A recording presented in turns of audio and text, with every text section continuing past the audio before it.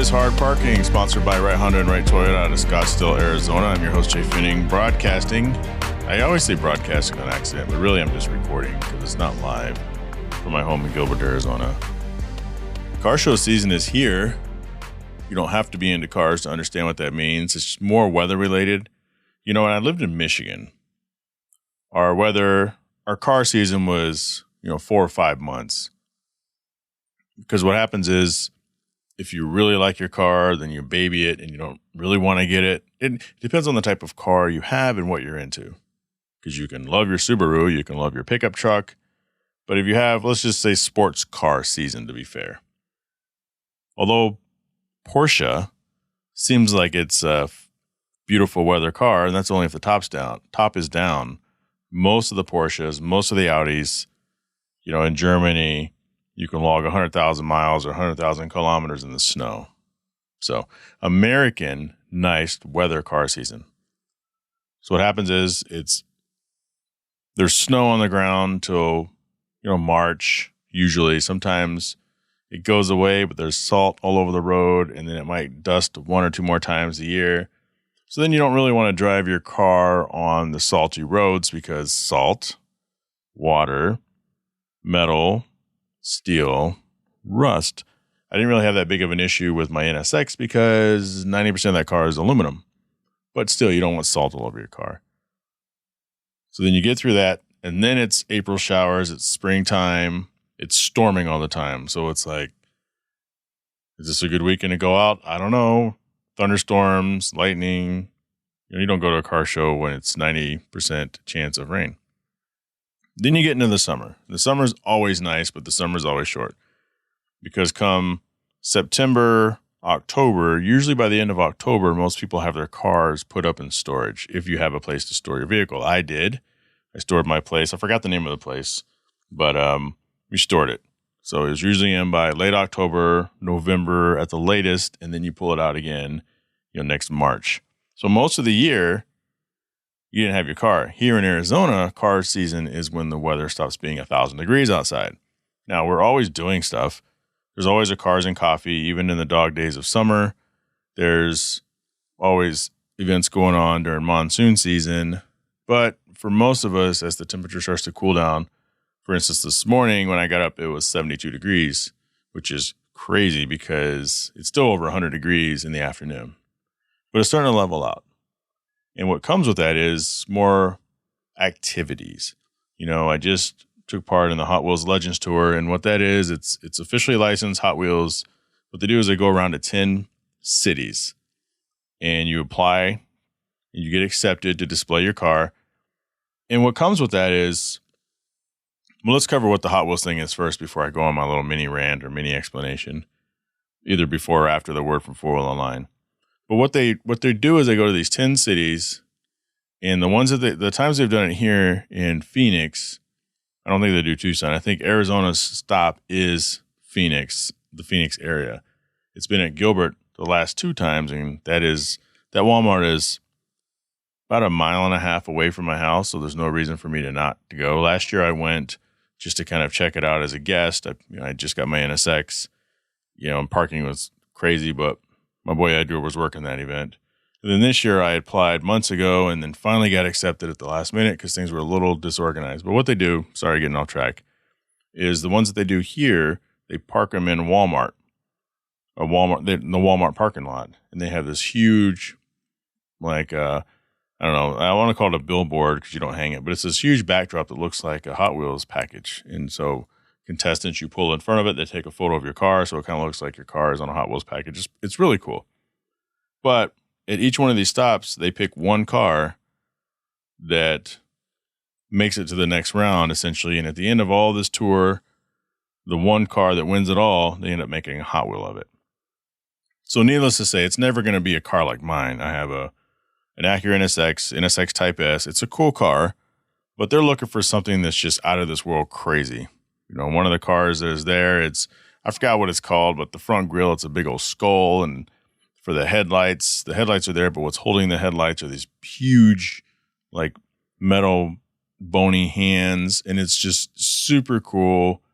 When you take your kid or your niece, your nephew, or whatever, and you go down the Hot Wheels and you look, some of the most outrageous looking Hot Wheels were probably real cars, which is nuts. But what's cool is they have cars on display and they take them around with them that have won. So there was a few cars there from even the 90s. And in front of the display, they have the actual Hot Wheel. And then right behind the Hot Wheel, they have the actual car. And they change the color and stuff like that. So it's pretty attractive. What happens is they bring out a ton of people from the area. Well, they don't bring out a ton of people, but they tell everyone. And then so you have tons of family, kids, grown men, women. They're going around checking out all the cars. People wait in line for hours to get like a special release Hot Wheel at that specific event. And I'm talking, these things are like $25, $35. And the line takes like an hour to get through for like the premiere. Can you imagine standing outside for over an hour to spend $35 on a Hot Wheel to say you got one? And people go online and they try to sell them. So if you guys go to Hot Wheel Legends on eBay right now, this is at the end of September of 23, you'll see there'll be a ton of purple S2000s. And that's what they're doing. Those are the tour exclusives. And people are selling for $50, $100. Some of them are $30, $35. The market's going to be saturated, but some people actually collect them and some people wait in line to get them to turn around and flip them. That's just how it goes. And then inside Walmart, they have a ton of Hot Wheels that they bring in specifically for this event. So then you have hundreds of extra people inside. So it's great for the store. It's great for the brand Mattel. You know, I didn't realize that, I don't know why, but you know, the competitor is always Hot Wheels versus Matchbox, like Coke versus Pepsi, Dr. Pepper, Mr. Pibb, McDonald's, Burger King, except Mattel owns Hot Wheels and Matchbox. Maybe most of you knew that. I don't think I knew that, or maybe I did and I forgot. But I thought that was interesting. So you have kind of a mix and match of both. This is very much a Hot Wheels event, but in some of these bins, there's Matchbox, which kind of makes sense. But it was a really cool show, and I'm glad I went out there. And you know, I invited Zeke and my daughter and Mario out there because it's Mario's birthday. And my boy hooked me up with some stuff, some stickers, and some cool things that I kind of passed down, of course. But you know, there's what comes with a show like that, because they didn't let as many people in this time, is a little drama. Because it's not the traditional local car event where people want to enter, and usually you pay money to register. You didn't pay money to register for this event. So not only was it a free event for us if you got selected, but it's a free event for the public. And it's usually always a free event for the public. But you get your traditional car show people that are used to paying money and used to getting accepted. And I'll talk about that a little bit after this word from 4 Wheel Online. Jay Finning here, and I want to tell you guys about 4 Wheel Online. For over a decade, 4 Wheel Online has been bringing the best truck accessories and truck parts to enhance the appearance and performance of all trucks and SUVs. They are dedicated to providing an extensive range of upgrades that will match any maker model on the road. The truck products cover everything you need to give your truck a custom look and added functionality. And if you need a tire and wheel package, head over and use the configuration tool. They carry all the major brands of wheels and tires, so go get outfitted today. So visit them online at 4 Wheel Online or call them at 813-769-2451. Again, that's 4 Wheel Online, the number 4 Wheel Online. You know, I love 4 Wheel Online. I'm not getting paid to say this, but you know, the sponsor out of Cincinnati, he's also behind Booster Bath. Remember, guys, when I had Booster Bath as a sponsor here, it's kind of cool. I mean, having sponsors makes me feel more legit, and it lets me know that what I'm doing means something to someone else, not just myself. And the same thing as having listeners. Like, I love it when I hear from you guys. I don't always hear from you guys. Sometimes I ask you guys to say something or respond to something just so I can get kind of a measure of who's actually listening. Because I have hard parking violations, the page on Facebook, and it's got several hundred people on there, maybe 400 now. And there's probably half a dozen of us that are active all the time. And then there's, you know, the hard parking channel on my Instagram, and it's got not nearly as many, but a lot more than I think typically listen to this actual podcast on a weekly basis. So I'm still trying to find ways to target and identify who my true listeners are so that maybe I can come up with things that I can offer. You know, your feedback is more important than just some casual person, because there's something about this that makes you guys keep coming back. And it's not my beautiful voice or my terrible stories, or maybe it is. But anyway, let's get back into this Hot Wheels thing. And I'm also going to recap. We went to San Diego recently because it was Zeke's birthday, and I need to talk about that. That was like last week. And football's back. I said that last time, but I lost big on on DraftKings when I was in San Diego. But getting to the Hot Wheels Legends Tour, as I was kind of setting it up, this isn't a traditional car show per se.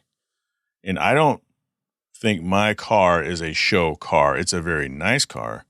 It's a very eye candy car, but it's not a show car. Now I can go to a car show and enter the car show with no expectations to win, like a real judged show where there's like best Honda, best Lexus, best bad car, best wrap car, best exhaust, best engine bay, People's Choice Award, best of show.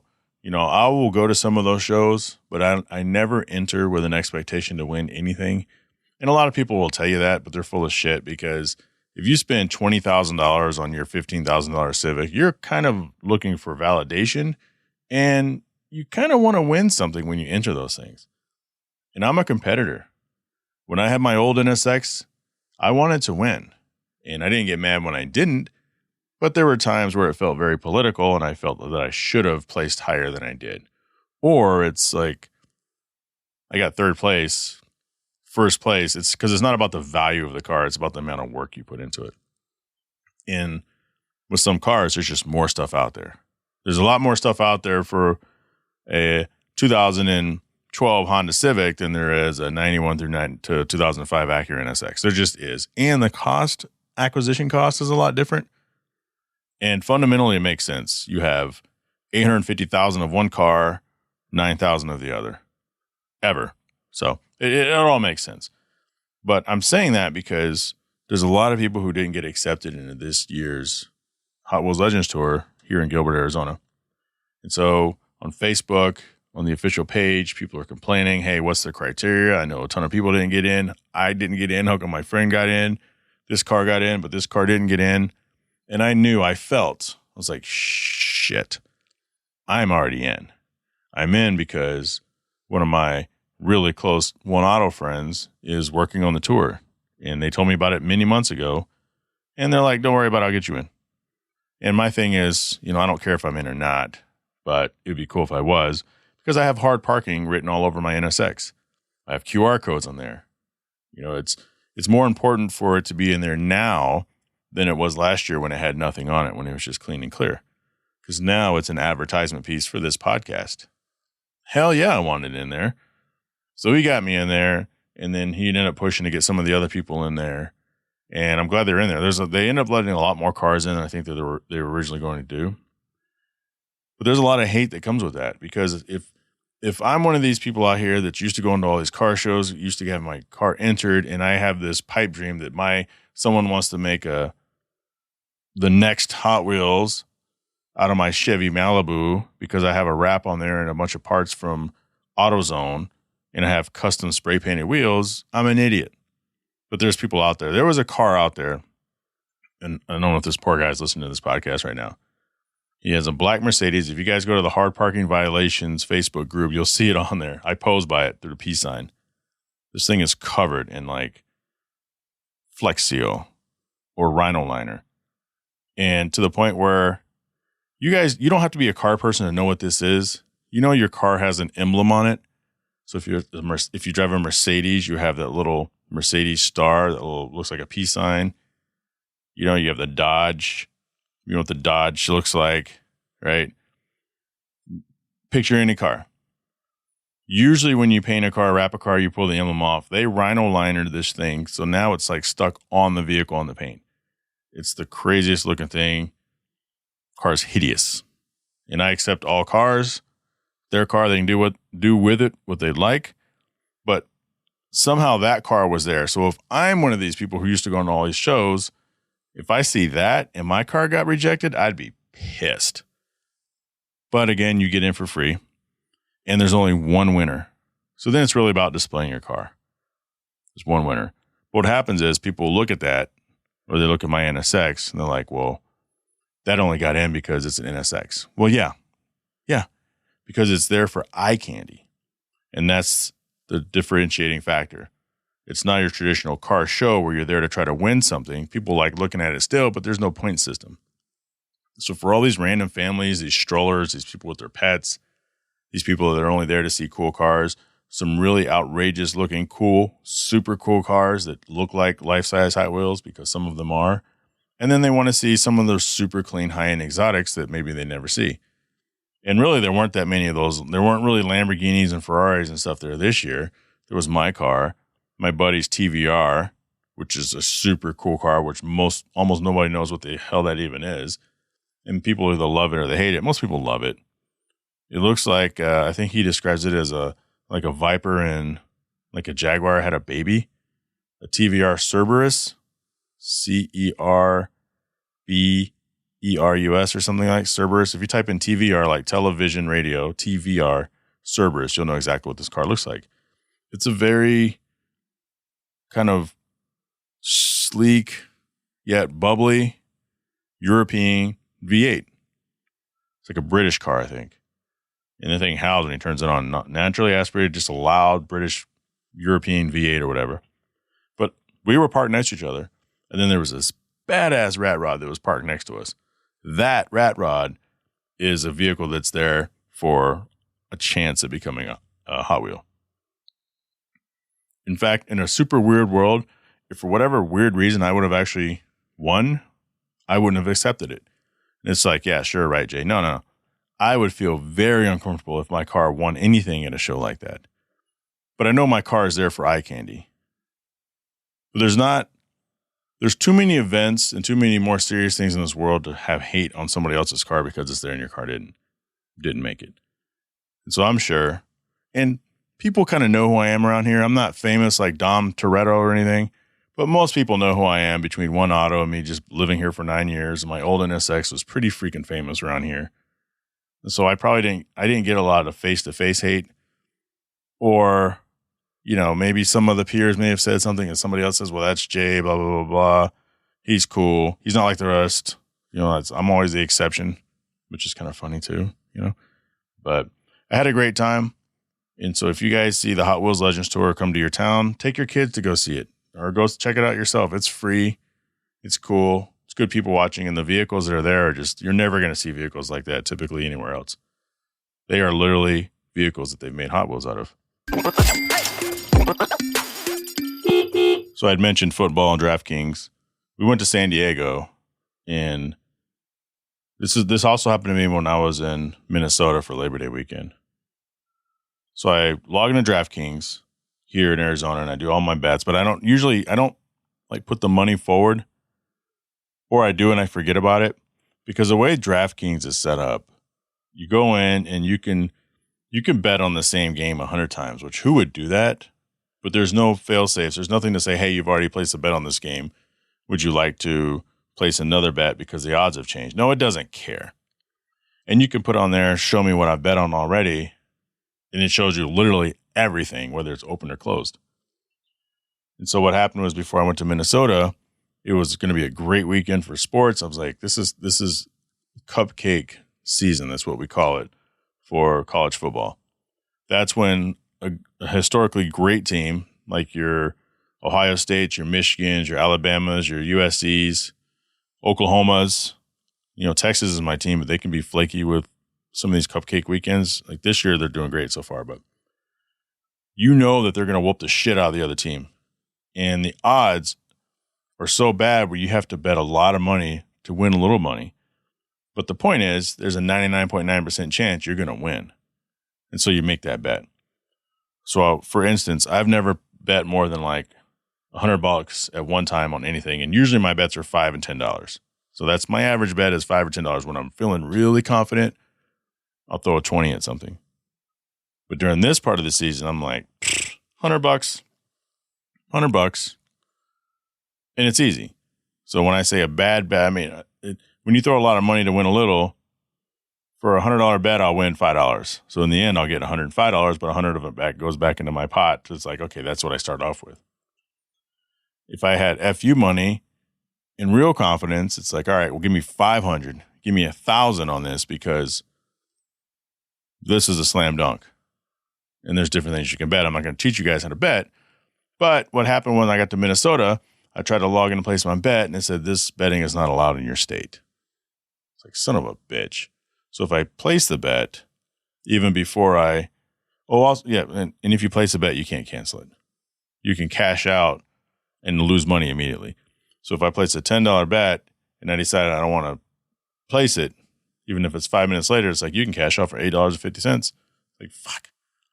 But when you're in a state where you can't even do it at all, regardless if you have a VPN, it hasn't worked for me. I've tried to have a VPN. I downloaded it on my phone.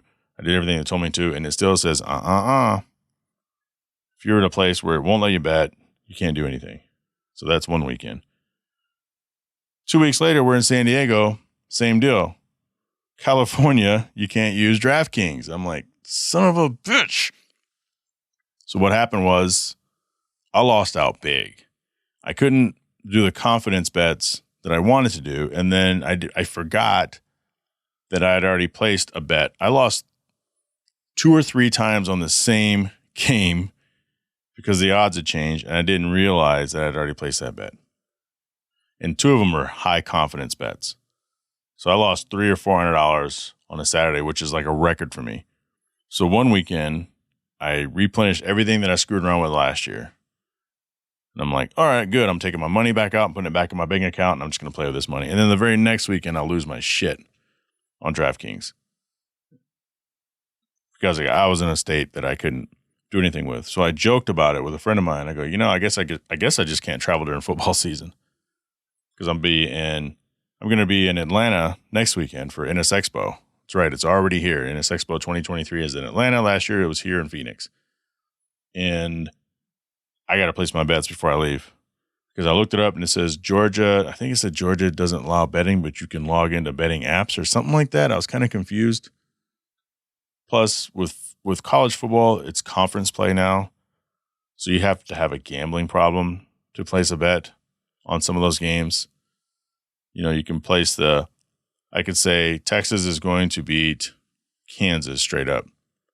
But if it says Texas is supposed to beat Kansas by 38 points, I would never take that bet. I might take that bet on Kansas to say Kansas is going to lose, but not by any more than 38. But that's when you start having a problem. So this last weekend, which was, I don't know, right now it's the 24th, because I'm recording this on Sunday, because I always wait till the last minute for these episodes. I placed a couple bets on NFL today and won on all except for one of the Cowboys. Thought the guy would get like 70 yards receiving. He got like 55. But I won all the rest of my bets. None of them big. I got chicken shit. I had literally $1 and $5 and $10 bets. But I won on all of them except for one. Yeah, man, I'll tell you. It's funny too because I just started doing this last year. And I don't throw, again, typically hundreds of dollars at this thing, but it's still kind of addicting. It's like playing fantasy football. I used to play every year, and as soon as I stopped playing, it was like huge relief.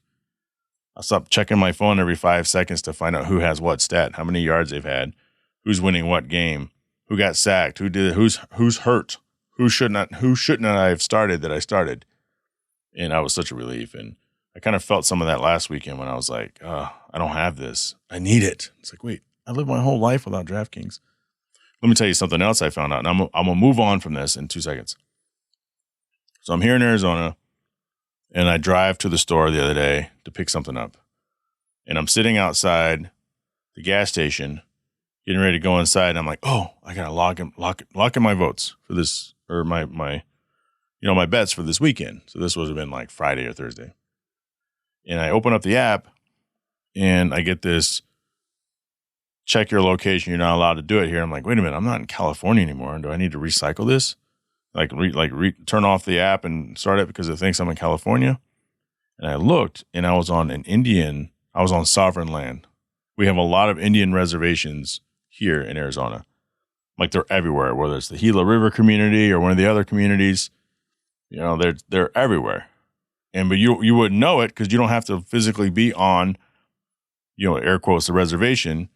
This was a gas station, otherwise a normal gas station, except for this gas station just happened to be on Indian land, and it wouldn't let me place the bet, even though I'm here in Arizona. Isn't that something? So by the time when I got back home in Gilbert, I'm not on Indian land, so I was able to complete my transaction. But that was unexpected. And that was pretty weird. And that is DraftKings. I want to kind of go over something with you guys really quick because, I had said that I have the hard parking channel on my Instagram at Jhae Finning.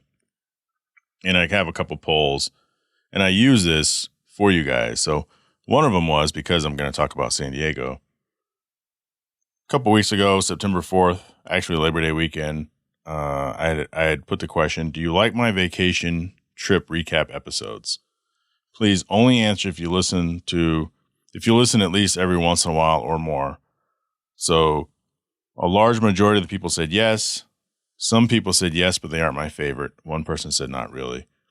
I did a follow-up. Are you afraid to answer the last poll honestly? And probably 40% of the original vote said yes, which is hilarious. Now I ask some of this stuff to be silly sometimes too. And I don't care if you want to hear it or not. Fucking skip forward and try again next week because you're going to hear it. But one of the other ones that I put up was, movies in other languages. So when you're watching a movie that's not, so if you're listening to this and you're in America, when I refer to other languages, I mean someone not American. So anything that would otherwise have subtitles. And the question is, movie from other languages, are you on team subtitles or are you on team dubbed? And 2-1 people said subtitles. I am team dubbed. I don't have time to sit there and read all this shit at the bottom of the screen.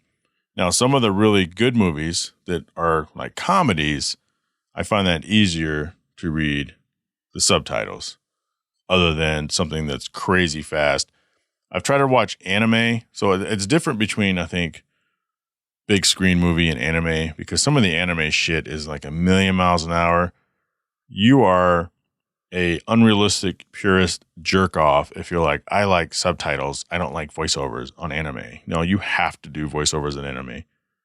The only problem, one of the biggest problems when you're watching, we'll say, a Chinese movie or Japanese movie, not just any Asian movie, but the Chinese movies for some reason, and it's dubbed, every time they do a little kid's voice, it's like, they're so petulant and it just sounds so unrealistic. It's like pulling the string on the back of a doll and getting a response.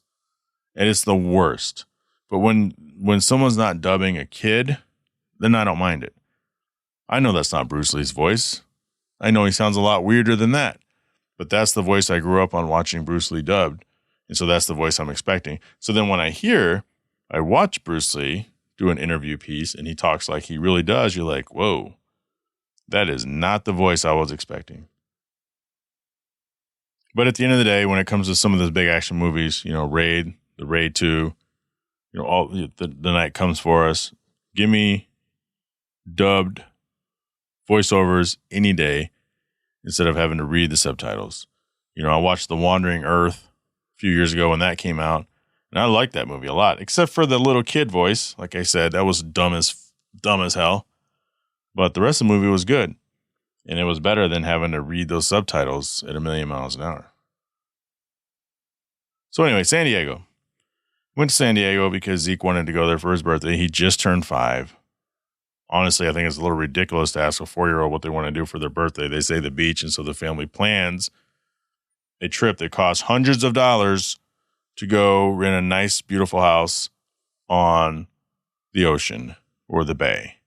Sure as shit, 90% of the time we were there, just like the last time, it wasn't cold. It was cool. It was overcast the whole time. There wasn't one drop of sun except for the very last day we were there. And then it was nice and sunny. Other than that, it was overcast. And when the temperature is 72 and overcast, it sounds great. It ain't. It's a cooler wind, especially when you're on the beach, and you wear a long sleeve shirt. You don't need a hoodie or a jacket, but if you're not used to it, like we live in Arizona. We're coming from 110 degree temperature, where the overnight low is like 85, with the exception of right now where it's like 70, 73. So as the sun goes down, it starts to get a little chilly, and you can walk around with shorts on. Rarely did I wear any pants, but I always have shorts on, but I usually have a super thin long sleeve, like full zip hoodie or something. But it sucks because you want to get in the water, and the Pacific Ocean is freezing, even when it's hot outside. It's pretty cold, but it's cool. It's interesting because as cold as the water is, you actually get used to it kind of quick.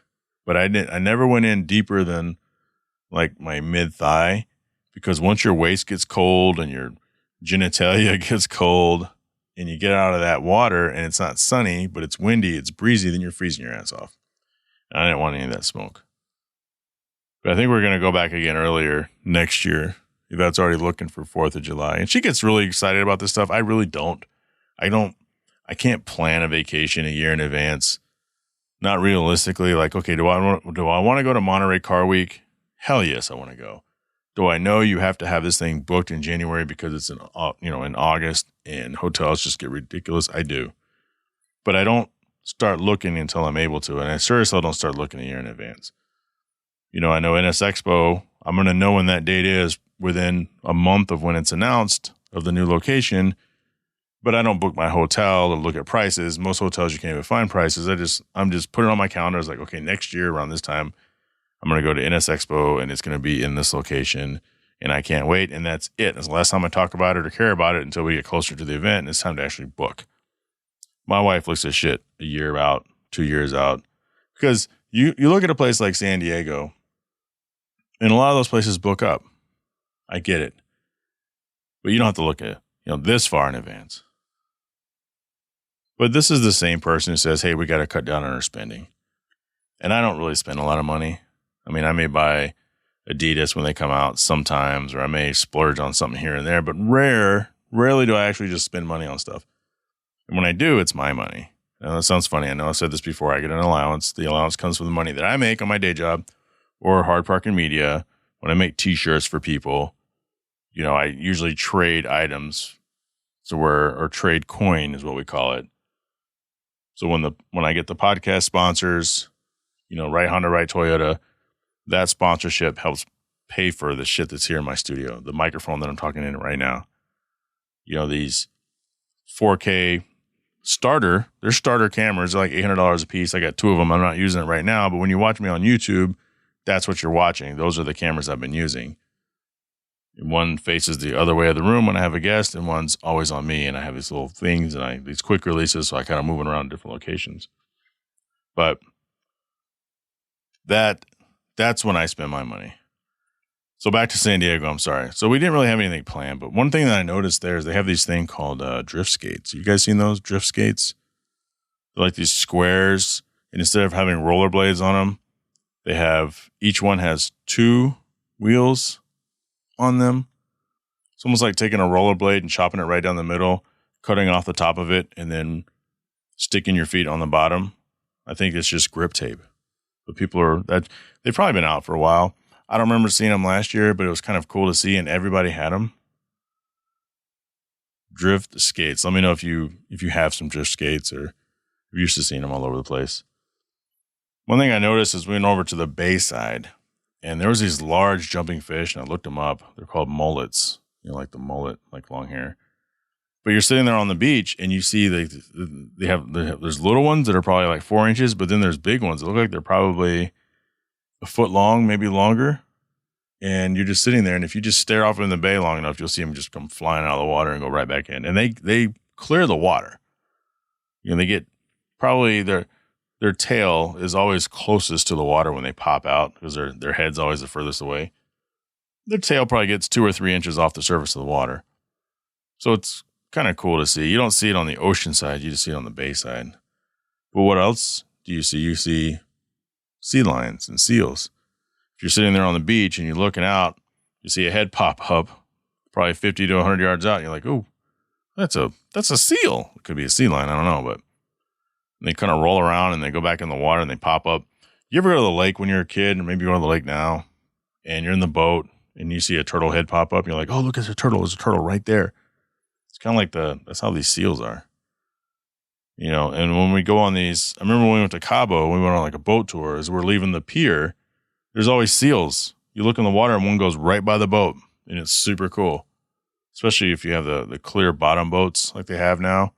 They're made of like 1-inch or 2-inch thick plexiglass so you can see through the entire boat like it's Wonder Woman's boat or something.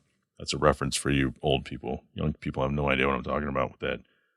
But it's pretty cool. When you go to San Diego, it's the same deal. So most of the time we were there, it was, it's just like it is here at home. It's me, my mother-in-law, my wife, and Zeke. We had Zeke for like all week. So Zeke's mom, Mario, and Zeke's sister, they came the next day, little baby Nova, but Zeke probably spent an hour with him the whole time, which is kind of upsetting. And it's not really, I don't blame my daughter as much as I blame like my wife, my mother-in-law. It's like, let's hang out. Let's push him to his family so they can do their family shit. And so that every decision that we make when it comes to what we're going to eat, where we want to go, what we want to do with our time doesn't hinge on this 5-year-old and what they like to eat and what they want to do. Because his mom is here, and let's just push them off. And I don't care if she wants to go get her nails done and go to this, Korean barbecue place. Take your kid with you. And if it doesn't want to eat that, you deal with it so I don't have to. So like the first day we ended up having fast food twice, man. I don't remember the last time I had fast food twice in one day. It's been a while. What did we have for lunch? We had something here for lunch. We picked something up on our way there. And then when we got there in town, we tried to go to Buffalo Wild Wings, which is hot garbage. I know. That one stunk too, by the way. But when we got there, they're like, yeah, it's a 45-minute wait. And we're like, say what? No, hard pass. So we ended up going to Jack in the Box across the street. And I like Jack in the Box sometimes. You get the ultimate bacon cheeseburger. It's like a 7 or 8 combo or whatever. Zeke gets the chicken strips. Takes 2 bites, says his stomach hurts. But what I found out, as I suspected, he just hates that place. Jaylene told me, he's like, oh yeah, he will not eat that chicken. He'll do anything. It's like, okay, I'm glad we wasted our money on that shit. But hey, we'll be there again for July, it looks like. And hopefully then the weather will be nice. No rental car. We drove our own car. We drove the MDX. You guys know I have yet to do a video on my NSX or my wife's Acura MDX. Maybe I should do that for YouTube. Speaking of YouTube, I have another project that I'm working on. I'm staying busy. Right now, I'm looking at this page, Ko-Fi.com. Wes is wanting me to do it. This is our One Drink Wednesday page. At some point, we're going to build this out and actually do more with it. But it's just one of those other projects, man. You guys know me. I got so much shit I'm doing. Speaking of shit I'm doing, looks like I'll be the next president of the NSX Club of America. So that's another thing that's going to be on my plate. But I'm up for a challenge. I'm up for the challenge, and I'm trying to stay busy. You guys know, as we're getting toward the end of the year here, we're getting close to 200 episodes, and that is an episode every week. And there's things like, I'm looking at my sponsor list here of different things, and I used to have the social media highlight of the week. I got away from that. Let me know if I should do that. I used to have the Builder's Corner. I kind of changed the show slowly. If you've been with me a long enough time, you've noticed that. But I don't get the feedback. So I don't know if people like the Builder's Corner. I don't know if people like the car news. I don't know if people like social media highlight of the week. I used to do that to try to get more viewers or actually listeners and highlight people in my local car scene. Social media highlight of the week. I think at some point it became the Arizona's ride of the week. But it didn't really move the needle, so I kind of moved away from it. But we'll see what's around the corner, moving into 2024. Speaking of doing this every week, I won't be here next week. I'll be in Atlanta at NS Expo. So I'm trying to decide if I want to give you guys a classic episode, which is what Wes always does. And I'm talking from like year 1 or year 2, because as long as most of you have been listening to me, I can almost guarantee you haven't been listening to me from the beginning. And if I play an old episode, I'm doing it so that, number one, you can kind of see how far the show has come and what the content was like. And number 2, maybe there's something important that I talked about and, you haven't heard it because I haven't really preached as much as I used to about things. And what made me think about that was tonight I was standing at the kitchen, a sink, washing a dish that my wife says I didn't wash. So I'm wondering if my mother-in-law went downstairs and put a dish in the sink. Because I remember getting off the phone and then washing dishes because I was on a call for NS Expo. And I remember because I had this thought. And the thought is, a couple weeks ago, I was a guest host on Wes's podcast, Jhae Makes Success, and I had talked about managing time and what time really is and isn't, and how it triggers me when I hear that when someone has too much time when they have created something, using their time to be creative. And those are sometimes some of the things that I used to talk about on this show. So if you want to hear that, go check out Shaping Success with Wes Tankersley. Go back a couple weeks and you'll see the Jhae Finning episode. But I may find something like that, or I may try to track down an episode where I was on somebody else's podcast as a guest, because you don't hear the same stuff from me because no one's asking me questions on here right now. This is my show, so I ask all the questions for the most part. And so it's other people asking me questions. So I don't know if you guys have listened to Trista's Plate Story. I'm thinking about downloading that and playing that for you guys. That's when she had me on. There's a couple other ones out there. So let me know. For those of you who jump on this early in the week, I need to know by Wednesday. I need to know by Wednesday the 27th, because I fly out of here on Wednesday early in the afternoon. So I need to know if you want me to put on an old classic, or if you want me to try to download and put on Trista's Plate Story when I was her guest. And she's been on this show before too, around that time, Trista's Plate Story. Let me know. hardparkerpodcast@gmail.com. So with that being said, I want to thank Right Honda and Right Toyota for OilOnline.com and Sales Shop Wireless Services, Patreon Business Supporter, Kuya Automotive out of Wingard, Florida, Pell Construction, Elk County, Michigan, Beak House, Small Home Design, Ashburn, Virginia, and Traverse City, Michigan. Shaping Success with Wes Tankersley out of Boise, Idaho. Catch us both on One Drink Wednesday, not this Wednesday. Instagram Live, 7 o'clock. Join the Patreon for as low as $3 a month. That's patreon.com, Hard Parking Podcast. Special thanks to Mark Stillman, Catherine Cox, Eddie Ramos, Richard Graves, Byron Jones, Bojo, and Alice Camina, Andrew Bunkley for being my Patreons. Email the show, hardparkingpodcast@gmail.com. Follow me on Instagram @Jhae Finning. Join the Hard Parking Violations Facebook page and join my Instagram channel, Hard Parking Podcast. I can't grow that. You're telling the world how great this show is. Let's do this. Let's grow this thing together, and I will catch you on the flip side.